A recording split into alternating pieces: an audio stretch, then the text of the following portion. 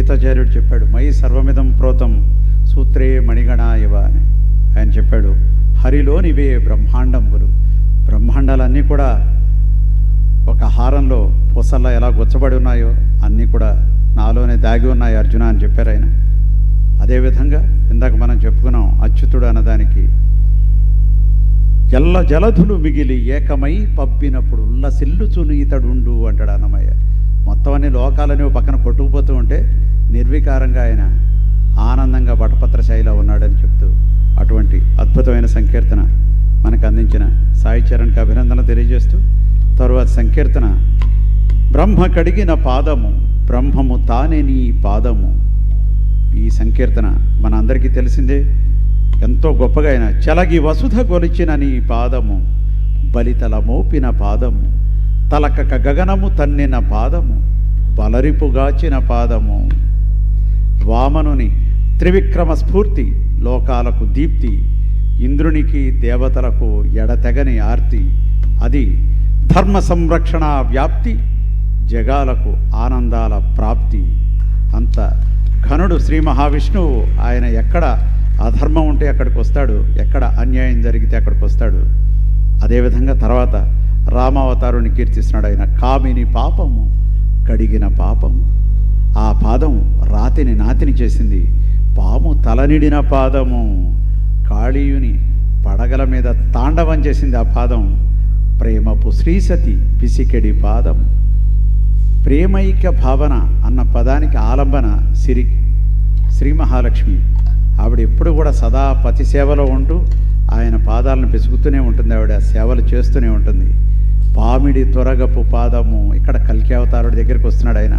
ఉద్ధతంగా సంచరించే ఆ గుర్రం మీద, రాతి గుర్రం మీద సంచరిస్తూ ఇనుప పాదాలతో కర్కశంగా దుష్టుల్ని ఖండించి వేస్తాడు ఆయన శ్రీ మహావిష్ణువు. అది తెలియజేస్తూ పామిడి త్వరగపు పాదము అంటూ అత్యంత ఉన్నతమైన ముక్తిని ప్రసాదిస్తాడు అని చెప్పేందుకు పరమయోగులకు పరిపరి విధముల పరమొసగిడిని పాదం. ఆ పాదం ఎక్కడుంది? తిరువెంకటగిరిలో కురవయ్యింది. తిరువెంకటగిరి తెరమని చూపిన పరమపదముని పాదము అత్యంత ఉన్నతమైంది. అందుకే పాదదర్శనం పాపనాశనం అనేది. ఆ పాదాలని, పవిత్రమైన పాదాలని దర్శించుకుంటే ఎంతో ఆనందం కలుగుతుంది, ఎనలేని తృప్తి కలుగుతుంది.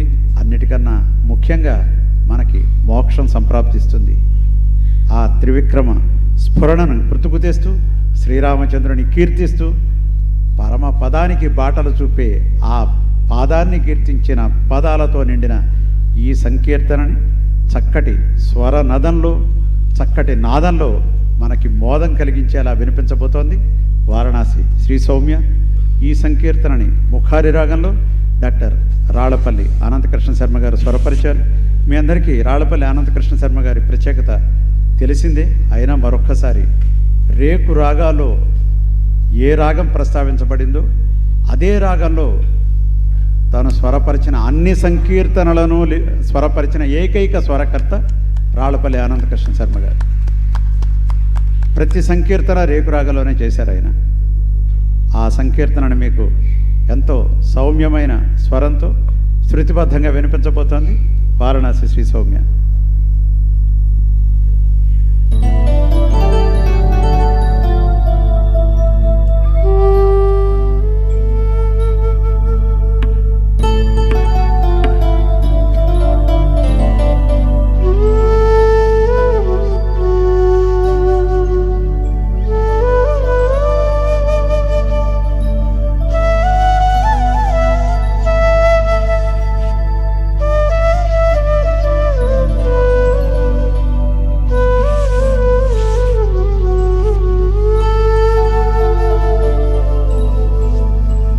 బ్రహ్మ కడిగిన పాదము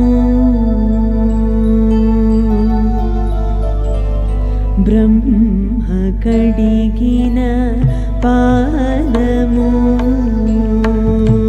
బ్రహ్మ కడిగిన పాదము బ్రహ్మ కడిగిన పాదము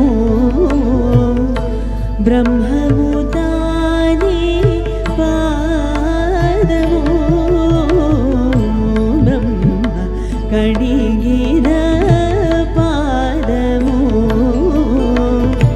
బ్రహ్మముతానే పాదము బ్రహ్మ కడిగిన పాదము బ్రహ్మముతానే పాదము బ్రహ్మ కడిగిన పాదము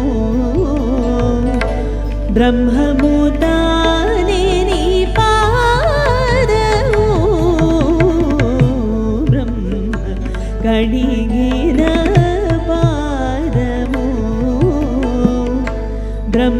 బ్రహ్మముతానే పాదము బ్రహ్మ కడిగిన పాదము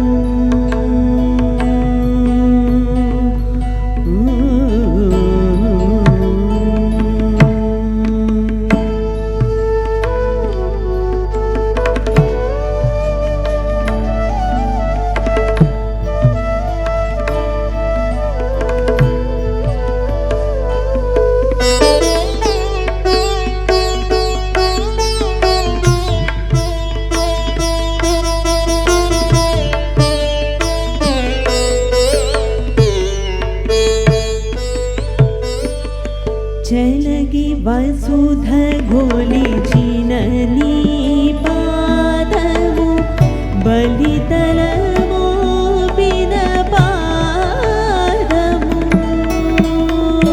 చలగి వసుధ గొలిచిన నీ పాదము బలితలము పిన పాదము తలక గగనము తన్నిన పాదము తలక గగనము తన్నిన పాదము బలరిపుగాచిన పాదము తలక గగనము తన్నిన పాదము బలరిపుగాచిన పాదము బ్రహ్మ కడిగిన పాదము బ్రహ్మముతానే పాదము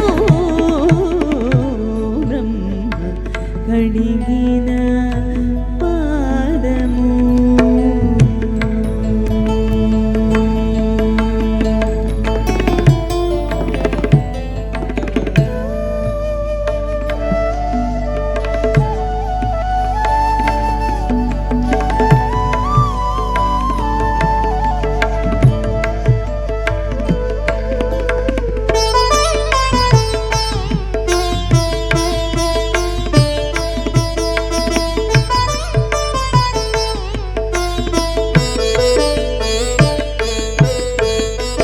కామిని పాపము కడిగిన పాదము పాము తల నిడిన పాదము కామిని పాపము కడిగిన పాదము పాము తల నిడిన పాదము ప్రేమపు శ్రీ సతీ పిసికిడి పాదము ప్రేమపు శ్రీ సతీ పిసికిడి పాదము పామిడి తురగపు పాదము ప్రేమపు శ్రీ సతీ పిసికిడి పాదము పామిడి తురగపు పాదము బ్రహ్మ కడిగిన పాదము బ్రహ్మముతానే పాదము బ్రహ్మ కడిగిన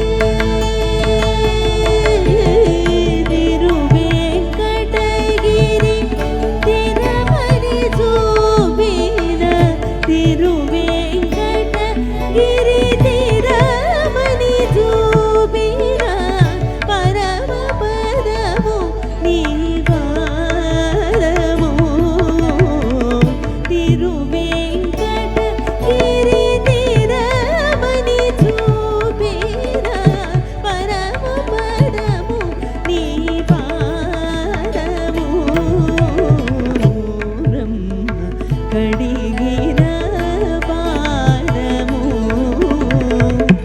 బ్రహ్మము తానే నీ పాదము బ్రహ్మ కడిగిన పాదము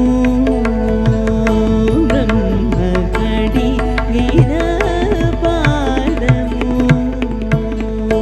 బ్రహ్మ కడిగిన పాదము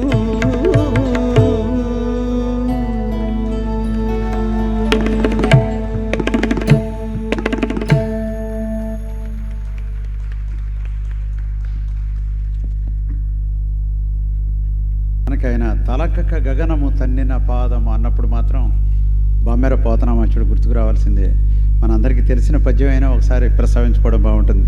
ఇంతింతై వటుడింతై మరియు తానింతై నభోవీధి పైనంతై తోయద మండలాభ్రమణ కల్లంతై ప్రభారాశి పైనంతై చంద్రుని కంతయ్యై ధ్రువుని పైనంతై మహర్వాటి పైనంతై సత్య పదోన్నతుండగుతూ బ్రహ్మాండాంత సంవర్ధియై అని రాస్తాడు ఆయన.